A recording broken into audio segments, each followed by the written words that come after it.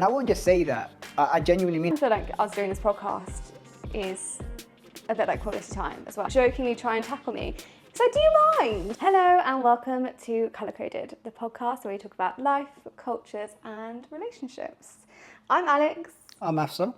And we are back in our usual London setting. Unfortunately, we don't have the birds and the bees and all of the sounds of nature behind us this time. You may get the occasional siren if you're lucky, maybe motorbike revving, or there are some people that like to do wheelies in the car park just down there. So, or the occasional meow from Kobe or Kaya. So personally, my favourite sound. yeah, they're the perfect best sounds. So Alex, you've just come back from Borneo for 2 weeks, I think. Yeah, 2 weeks. How was it? It was incredible. So if you guys don't know, I went to Malaysia, Penang, and then flew over to Borneo, Sabah for 2 weeks. Went by myself to meet one of my best friends out there. So sadly left Afsa for 2 weeks by himself. The house is still fine. The cats are still alive. The plants are watered. He even met me at the airport with flowers, which props to him. That was a good move. That was a good move. You definitely got on my good books. But to be fair, I did miss you a lot, and I was really looking forward to seeing you, despite the fact that I've been in beautiful sunshine, lovely weather, come into Gatwick Airport, cloud everywhere. It was dark, it was miserable, but I was happy because I knew I was going to see you. So, I know. No, to be honest, I missed you a lot as well. It wasn't obviously the same around the house. The cats definitely missed you, constant meowing. Good, that's what I like to hear. But yeah, I don't want to be sad, but no, obviously. I want to be validated. But yeah, the day you came back, it wasn't the best weather, so it was a good little welcome back into London, wasn't it? So back to reality. So I thought I would brighten up your day by getting you some flowers and it's much appreciated. And cleaning up the house and stuff, which is it's usually always clean, to be honest. But this man is a clean freak. Yeah, I don't like mess. But now having 2 cats, I'm constantly hoovering because of the fur. It's literally everywhere. You should have seen this man before the video. He was like, have I got so much fur on me? Like, check, can you see? Is it here? Getting the lint roller out. It is everywhere. One thing having cats, especially cats that shed a lot, like Kobe and Kaya, you cannot wear black. No. Anything dark, it will literally show all over you. So black trousers on me today, it was partially grey-white. It did look very, very dusty, but a little bit of design on it. We've lint rolled, and I'm hoping it doesn't show up too much on the camera. So if you do see any, if you are watching and not just listening, don't judge him, okay? Don't judge me, Mum. As we've been away from each other for 2 whole weeks, we did some reflecting and we were thinking, what are some of the things that make us really happy in a marriage that maybe we could share with other people that might help them? Yeah.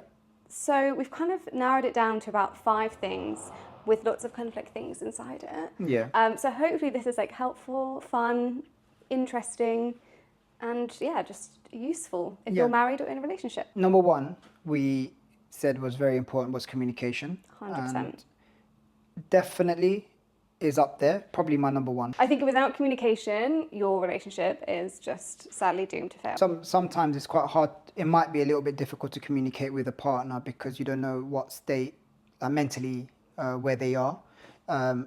And again, you might be having a bad day. You don't really want to talk to anyone. You want to kind of close.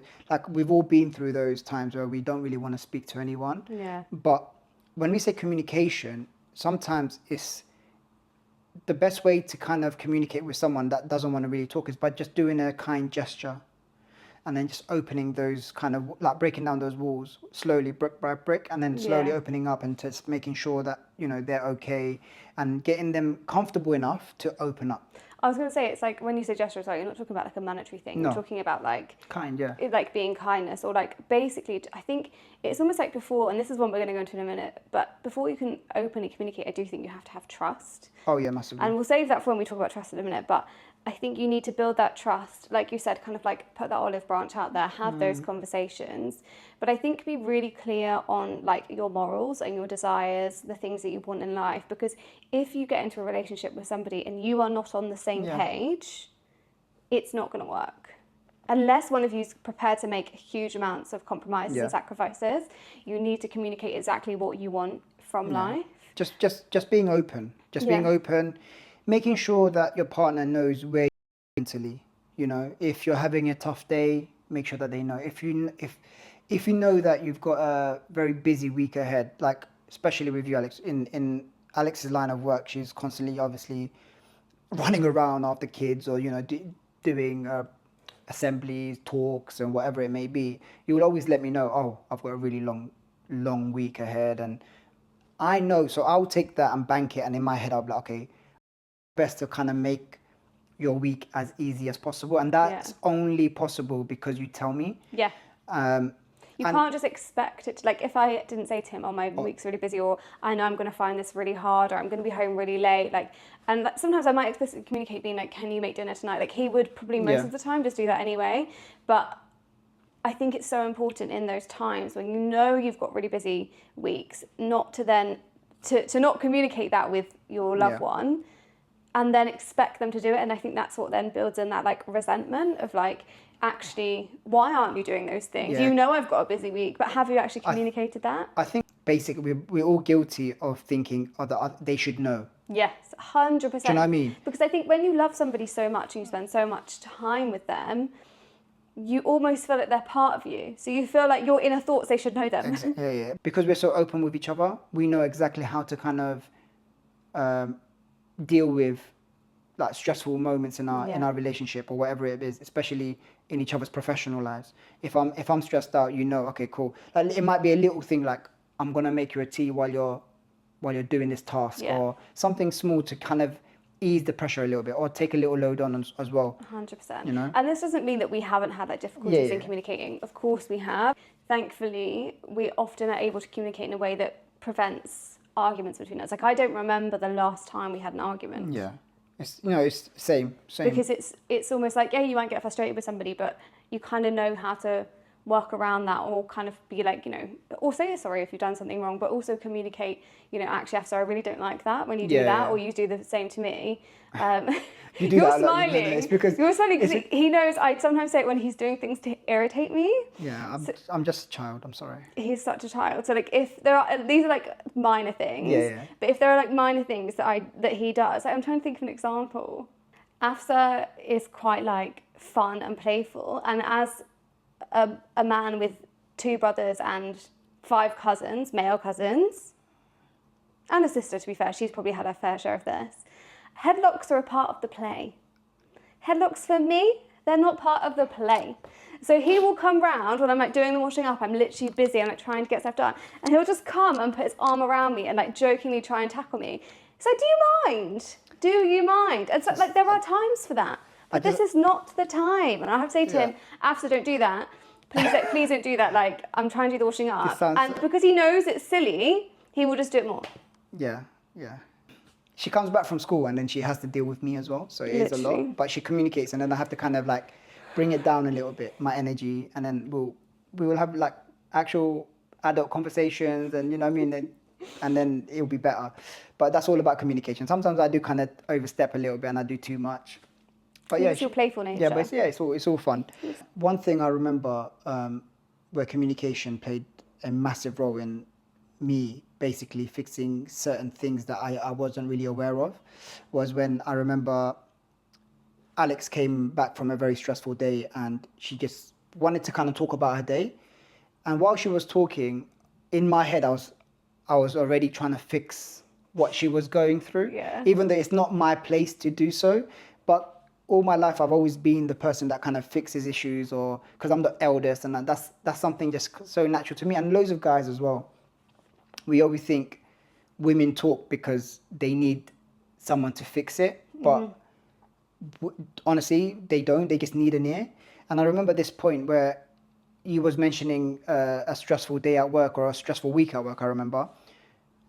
And every point that you made about what was stressing you out, I was trying to resolve it. And then you stopped me straight away and said, Afsa, today, like, I just need you to listen. I don't need anyone to fix it because it's not fixable. It's just work. I just need an ear I just need you to lend me an ear and just listen to my problem. And from that day on, I realized what I do, and now I'm more aware of it. And I sit, like, whenever Alex wants to talk about anything, I sit there, listen. I won't try to resolve an issue unless you ask. Yeah. You know? And that's helped me out a lot and helped us out in our relationship. Because if I tell you a problem, you listen to me, like you just sit there, listen, acknowledge and understand. It's all about understanding. and I do the same for you, and I'm not jumping after each scenario trying to resolve it. Or because I think like without meaning to, and inadvertently, you're almost invalidating somebody's feelings if you do that, because if you're saying, well, why don't you do this, why do you do that, you say, well, actually no, I just need you to understand that right now I'm really like upset, or I'm really frustrated, and I just need to feel this emotion, and I need to express it, and then we need to move on. Do you know what I mean? Another one which I just want to touch on quickly, because I do know we're going to do hopefully a whole episode on this, and I think it's almost like a bit of a taboo subject. I think in the UK, is finances, and like talking about finances.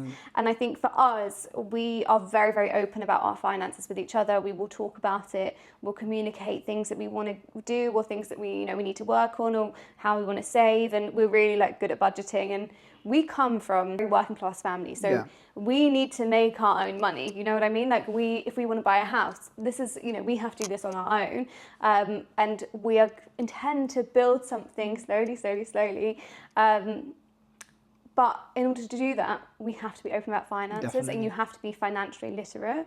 And I think sometimes for women, and this is not always, sometimes also for men as well, but I think especially historically and in certain communities, the women might not have any understanding of finances at all, or be like, well, that's a man's job. But actually, I think as a woman, it's really important to know that you can understand the finances. It's actually not that difficult. It's very, very simple. You don't have to be good at maths. You just have to understand things, be able to use a calculator. That's literally all you need to be able to do. And then give yourself that safety net, but also not allow finances to be a burden on your marriage. It's not an easy subject to talk about, or to accomplish like financial goals, especially in the climate that we're in right now. But trust me, you have to just keep at it. The next point that we discussed was building trust, and having, again, trust is built, piggybacking off the communication point, through communication and being very open and honest with each other. And if you do have trust in each other, this will obviously go and help build a very healthy and happy relationship. For example, me, obviously Alex going away for 2 weeks, I completely trust her. I know she's she has a very good head on herself. She doesn't do anything silly. She knows. I'm not a risk taker. You're not a massive risk taker, and I know you're going to be safe. Reason. Yeah, inshallah. I know you're always going to be safe, and obviously I know the people you hang around with. I know that they're good people, and also like little things as well, like around the house. Like we have each other's passcodes to each other's phones, but it's not because you wanted it, because you wanted to go through my phone. Sneak my phone, but it's for like emergencies, or if I'm driving, you can open it, so change music or whatever it is. But same vice versa, like I have yours, but we never ever will ever go into each other's phone without asking. And I think that's it. It's like you've got the trust, but then you've got the boundaries, and it's like I have a passcode to your phone, and yes, it might be quite interesting to go snoop through your phone, but the actual boundary of like that is your personal boundary, and I wouldn't cross that out of respect for you. And I think you do hear about these relationships where people cheat and whatever, and all these awful things, and I think that can be really tricky if you've had that happen to you and then you go into another relationship. But I think trying to get to the point where you can do that without feeling the need to invade their personal boundaries, their personal space, I think that's when you truly have the trust. And people might say, well, but what if they are doing something? Well, if they are, then that's on them, and that's with time that will show. But you have to be able to build that trust and get to the point where you feel that the person that you're with won't ever do that. Do you know what I mean? No, definitely. And again, like I said, to have a healthy and happy relationship from our experience and from what we've seen, trust is going to be one of the biggest deal breakers. 100%. And relationship enders. That can just feed so much jealousy and hate, and just it can make your relationship really awful. Like if every second Afs was on his phone, I was like, oh, what are you doing? Who are you talking to? Like that's going to really play on him. It's going to play on me. Like that. It's just not a healthy environment to be in for anybody. But I think it also then comes with being open. So for example, like if Afs was sat on his phone, he wouldn't be sat there like trying to hide it away from me, because that's going to spark that like, okay, there's something a little bit dodgy going on here. It's going to kind of those sensors are going to be like heightened. It's about being open and saying, oh look, I've seen this, or whatever, leaving your phone out and not feeling like you have to hide it or whatever, because those are the kind of things I think that spark that that worry. But it's not just about the phone, it's generally being open with each other. And we spoke about this in our last podcast about, you know, obviously the fact that you're Muslim and I'm not, and going into your family, there are some things that were like quite difficult. Like obviously I didn't meet your mum and auntie straight away. That was when you were ready to get married. And for a lot of people in a Western relationship, that would be seen as a red flag. Okay, well, why are they not able to meet your family? Yeah. Why are those things not, you know, possible? But obviously you were very open and were like, actually, this is how it works in my culture. That's it, yeah. This is how things work in my family, and that's why. And I think being open about those things and again communicating, they build that trust. I'm like, okay, I'm understanding this now. I get it. So number 3, and this is really, really important to me, it's about appreciating the little things. Yeah. You know, picking up on what things they like, what things they don't like, watching, understanding. So an example of this is, I obviously went away. You know that I love Turkish Delight. Oh, yeah. And particularly the Aldi Turkish Delight. It's just delightful. I love it. I came back from my holiday. You knew I was going to be tired. I'd been travelling for like 25, 26 hours. I was exhausted. And what was at home for me? Turkish Delight. Was it expensive? No. It's not about that. It's about he knows the fact that I like Turkish Delight, so bought me some. So when I'm back from my holiday, I can just enjoy it. Yeah. It's a little treat. Yeah. And those small things, honestly, just bring me so much joy. Another example is that if After knows I have a really busy day at work or I'm really stressed, he works from home, clean the house. So the house is spotless when I come back. It's tidy, everything's put away. These things mean so much. They're not monetary, really. No. It's about the acts and the understanding. If I'm ever working and you can see I'm stressed, I will hear that kettle going, and then I know, oh, you're making me, like, you make a tea without even me asking, and you just come and just drop it out front of me. What do I do in the morning? Oh, yeah. That's the main one. Yeah, this is beautiful. Honestly, makes my day, makes my morning every time. I wake up. Obviously, Alex is gone because she has to go into school extremely early, into work. And then I'll wake up and I literally look into the kitchen, and my tea is all ready to be made. So that you'll have the tea bag, the sugars, and sometimes she'll even leave a little note saying "Have a great day." Honestly, makes my day. Like, it's that gesture there is so sweet. And yeah, really puts a smile on my face and like starts my day off right. Yeah. It's like the little things Yes. that you can do to like make somebody's life a little bit easier or a little bit happier. But then also on the flip side of that, it's like, well, when I do that, After will send me a message saying thank you so much, that like really made my day. It's also about appreciating the things that people do for you and not taking them for granted, and not just being like, well, she does it every day, so I'm just gonna, exactly. It is about appreciating those things and also taking note. So for example, if there's something really big coming up at work for you, like you've got a big meeting or something, like I'll always check in with you and be like, how did it go? What happened? Or if it's somebody's birthday or whatever, like really getting to know them and understanding the things that make them tick and making sure that you check back in with them as well. No, definitely. One thing I love about After, and he's really good at this, not just with me, but like anybody that he comes into contact with, is he's really good at giving people genuine compliments that he actually means and like vocalizing it. And I think for sometimes for everybody, but I think maybe men and more, it can be quite hard to compliment people. Yeah, because I think again, men kind of hold their cards close to their chest and they don't want to come across Give soft too much away. or, Yeah. do you know what I mean? I don't want to be too like, I don't want to give away too much. Mm-hmm. I don't care. I don't give a damn. So for example, like, but the thing is, it's also the way you say or the way you compliment someone. Like if I see a guy and I'm like, well, you're looking good, man. Like I really like that top. And honestly, they're like, oh, thank you. Like it kind of, if it's the first time you're meeting someone and you compliment them straight away, automatically you don't have to like it. Everyone's walls are down, guards are down, and you can have a conversation like a friend straight away.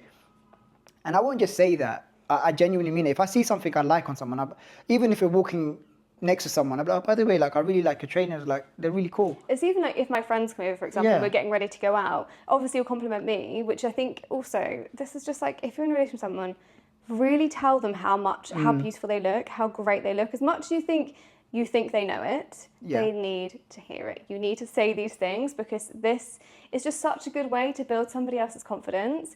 But you'll obviously like compliment me, you'll say something nice, and like it is genuine as well.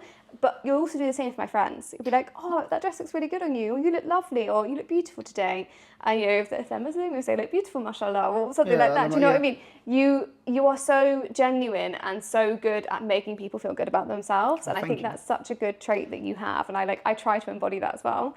I try, because again, I try to kind of, if I was that person, how would it make me feel? And I know it would make me feel like, it will set me, appreciated. So every time I see you wear something and I really like it, I'm like, oh, Alex, that looks amazing. Or Alex, your hair always looks amazing. But I would always be like, I know you've heard it so many times. I'm like, oh, your hair looks amazing today. Like, spot on again. Yeah. And you're like, oh, thank you. And I could see, you have a little smile, and then it starts your day off right. And I know if you're feeling happy and, your day starts off on the right note, it sets us up for the whole day. Do you know what I mean? I know it's going to be a good day. Yeah. And it's just remembering. Maybe this is a teacher in me coming out, because this is what I teach children to do all the time.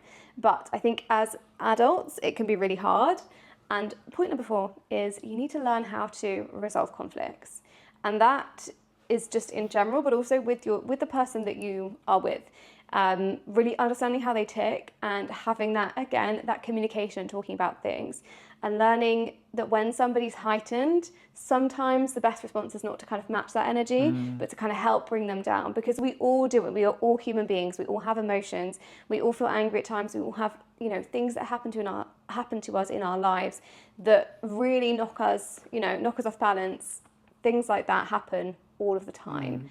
But I think communicating and knowing how to resolve those conflicts, or just thinking, well, actually, when I'm like this or I'm really irritable, I just need some space. That's it. Or for example, if I come back and I can get quite frustrated sometimes, I can get a little bit irritable, I will say to Afsa, I feel really irritable, I just need some space. And that's okay. It's okay to feel like that. And it's okay to communicate what you want and how to resolve that. And then, Afsa will leave you for a little bit and you might come back and be like, oh, do you want a cup of tea or something like that? It's like those gestures again to kind of help bring those energies down. Also being accountable as well, 100%. Massively. Because if you've done something that's upset your partner, you want to make sure that you take that on board and acknowledge, okay, I'm sorry. And don't be afraid to say sorry. It's the only way you can kind of just take accountability, apologize, and learn from the situation. Obviously, we've been married just over a year now. Every time I watch football, it's a... The tension is... You can feel the tension in the room. It's because I'm supporting Man United and they're going through crisis. But anyway, I don't want to get into that. They're not at the best at the moment, but we're getting there. But... if I have a bad result, I just want to kind of lock myself away and just kind of, sort myself out before. And that, you just give me a little bit of space and then you check in on me later. You're like, oh, you're okay? Do you want a cup of tea? Same again. Or like, oh, I'm cooking dinner. What do you want? And then I'm like, then I can't be mad anymore, and it just kind of takes me away or, and it just brings you back to my normal self. Yeah. But yeah, it's just kind of like knowing the person, I think, isn't it? Yeah. But also, like you said, it is about being accountable, but also holding your partner accountable. Like, for example, if you've said something that's upset me, I will be like, maybe not in that moment, but the next day when things have kind of cooled down, I'll be like, I really didn't like the way that you said that, and that's actually really offended me. And again, you can be honest and be kind without being nasty. If I kind of went in and said, well, you always say this, or you always do that, or why do you always do that? That's not going to help the situation. It's just going to snowball into an argument, and then an argument, could lead to you not talking for days. I don't know, but... And that's another thing, we will never not talk to each other. So, like I said, I cannot remember the last time we had an argument, but when we get a little bit irritated with each other, we will try and make sure that things are kind of lighter. Do you know what I mean? Lighten it up a little bit. I remember one time we did have an argument, and I don't remember what it was. I think it was just something silly or something, probably me not understanding or taking it a bit too far. I can tell Alex was not happy with me. And then me being me, child of me, I started to get a little bit grumpy, and I thought, you know what, if she's not going to talk to me, I'm not going to talk to her. But after that, I think it was literally an hour in just separate rooms for a bit. I just came out Alex was on a laptop, and I just made a cup of tea, and I just literally just Oh yeah, I remember. I just put the tea up front of her, and I gave her a favourite biscuit, and we just sat there. Literally, we still didn't talk to each other. I just put the TV on, and there we are. We're sipping our tea. Alex took her tea, and then she just looks around to me and she goes, "Thank you." And then we both looked at each other. We just smiled, and we're like, I'm sorry." And then she's like, "I'm sorry as well. It's fine." And then literally after an hour, we was fine. It's just those little things, just understanding each other and knowing that you're going to be okay.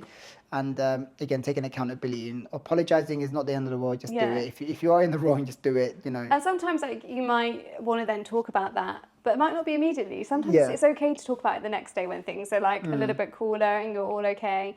But it is natural when you are with somebody and you're spending a lot of time with somebody. It's natural to have conflict. Definitely. That is normal. Definitely. And yeah, it's just how you handle it. That's the important part. No, definitely. Was it this is our fifth one, right? This is our fifth and last one. All right, fifth point that we... Before our fun game. We've got a fun game. We've got a fun to game finish. just to... We wanted to make it a bit more lighthearted. Lighthearted, yeah. It feels kind of serious, but kind of important. So we wanted something fun to end on. So the fifth one is spend quality time together and make time for each other. Because in this day and age, life is busy. Like full of distractions. Full of distractions. You know, you might want to go see this friend. You might, work might be taking up a lot of your time. You come home, you're tired, you want to fall asleep. Scroll on TikTok, Instagram. That is so dangerous as well. Scrolling, like endlessly scrolling.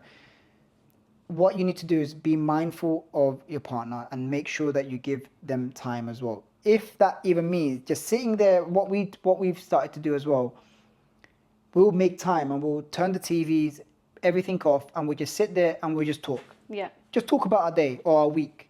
If we realize, we haven't actually had time where we've spent together, we will literally do that. Or our favorite thing on a weekend, if the weather's really bad, we'll be like, "Do you want to go get a coffee?" Yeah.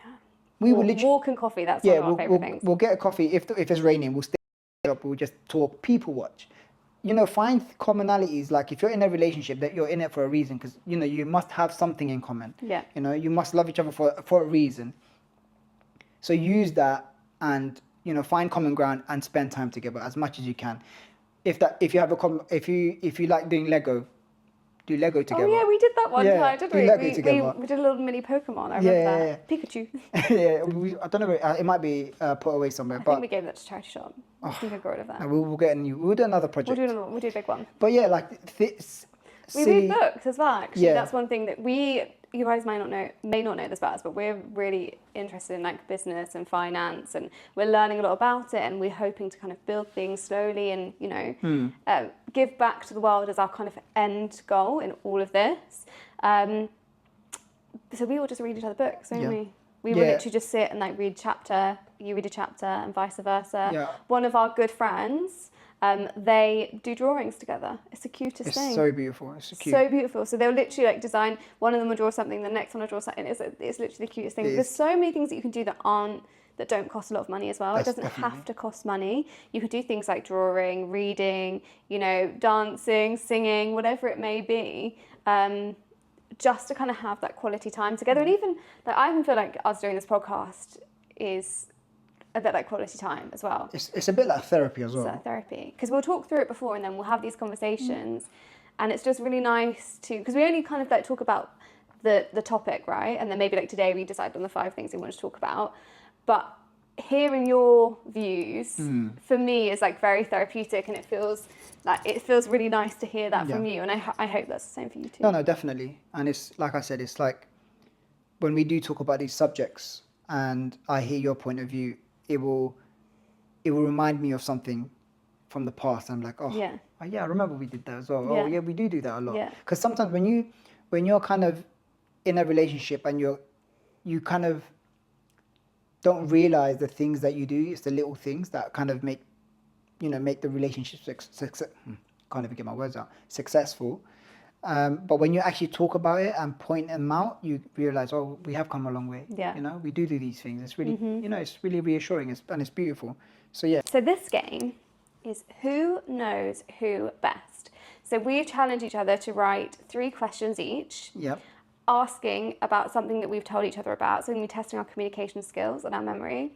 And then we have to try and answer it. So they're going to be quite obscure. They're not going to be like obvious things. They'll be a little bit more obscure about things in our past, things about us. So let's get into it. Yeah, let's go. Do you want to go first?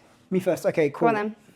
I thought about this last night, one of the questions, and I remember telling you the story. I want to know if you remember. Go on. What was the colour of the first bike I ever got? Oh. In the UK or Bangladesh? Bangladesh, the first ever bike I've ever got. So this is like, not to give away your age, but this is 30 years ago then. Yeah. Just over 30 years ago. So I feel like I remember you saying you were probably around 5, because you came to London when you were 7, so I think... 6. 6. Had you... 6 or 7? Well, you said you were in year 2, so okay. All right. 6 or 7. So it must have been before then. I think you must have been around 5. And I feel like... Do you remember the colour? like- I've mentioned it so many I times. feel like it's an obscure colour. Like, it could be pink. Like, not... Okay, well, it's not pink, because from that reaction. Okay. Okay, I I shouldn't give right, things wait, away. yeah. Go on. I think this was like a hand-me-down type situation. Like a family had it. Maybe.